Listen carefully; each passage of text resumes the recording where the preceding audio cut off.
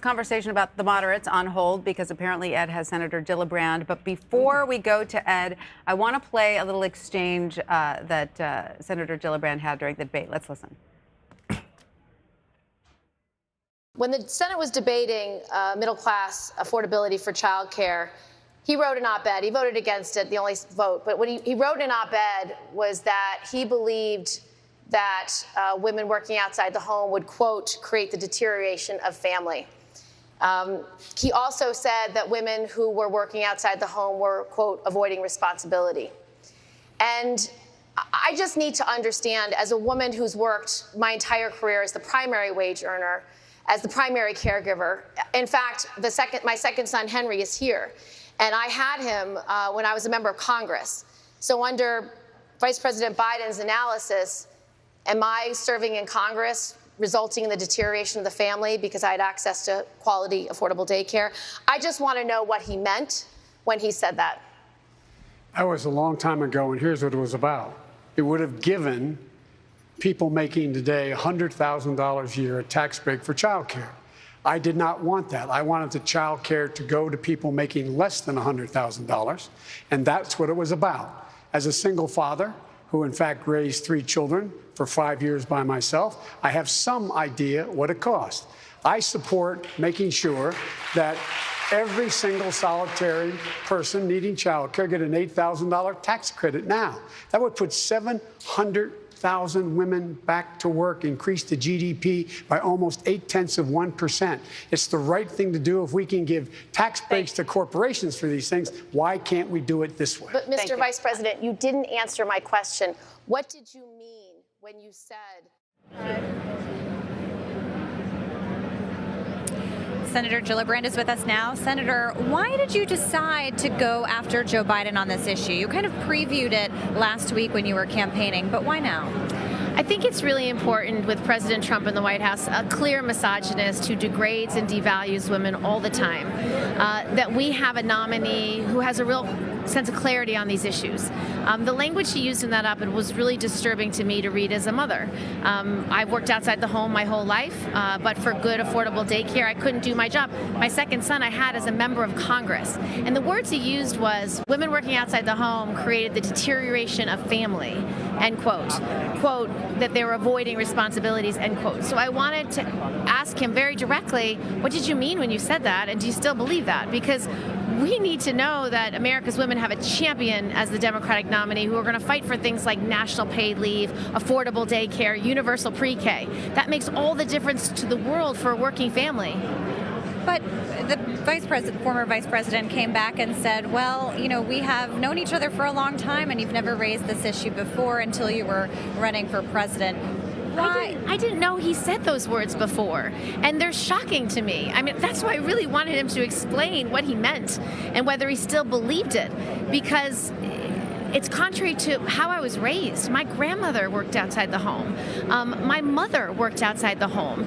And so I've only known women who have provided for their kids because they have to, but also provided for their kids because they want to make an impact and help people in their community.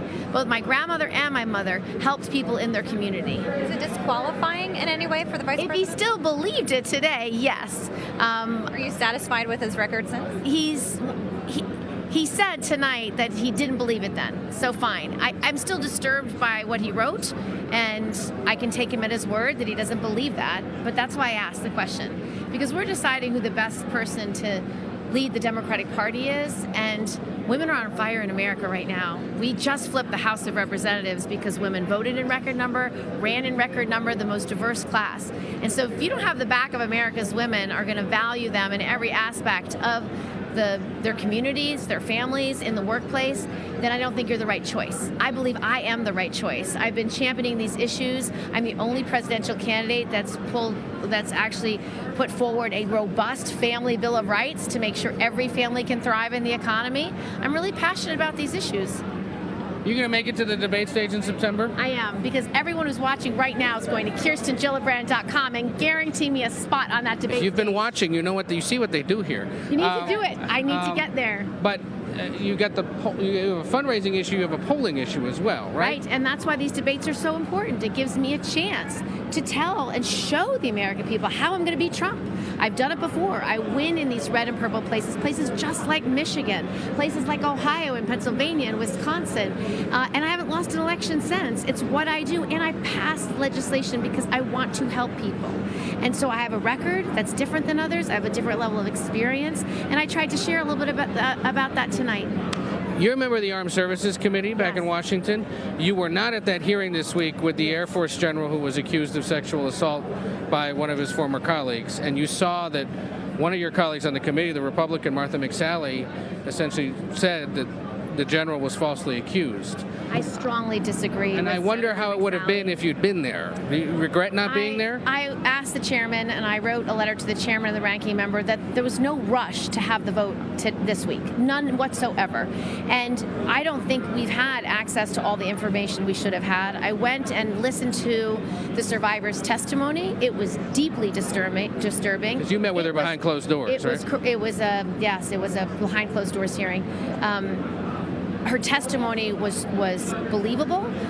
It was detailed. It had corroborating evidence.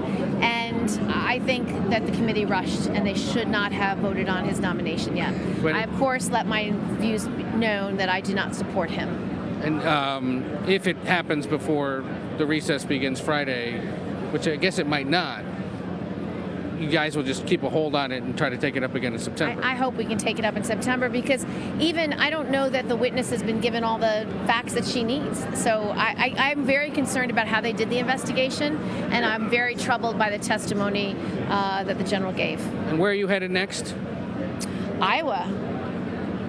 We're going to have a RV tour in Iowa. It's going to be a lot of fun. Starting next week. Henry Gillibrand is the director of fun, and you'll see a lot on our Instagram. This is your younger son. My 11-year-old son. The director of fun. He's the director of fun. He's already made his T-shirt.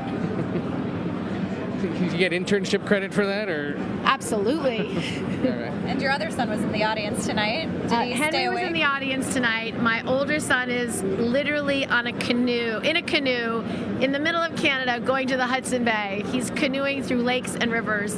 So he is blissfully unaware of his mommy on the debate stage tonight. All right, Senator, thank you.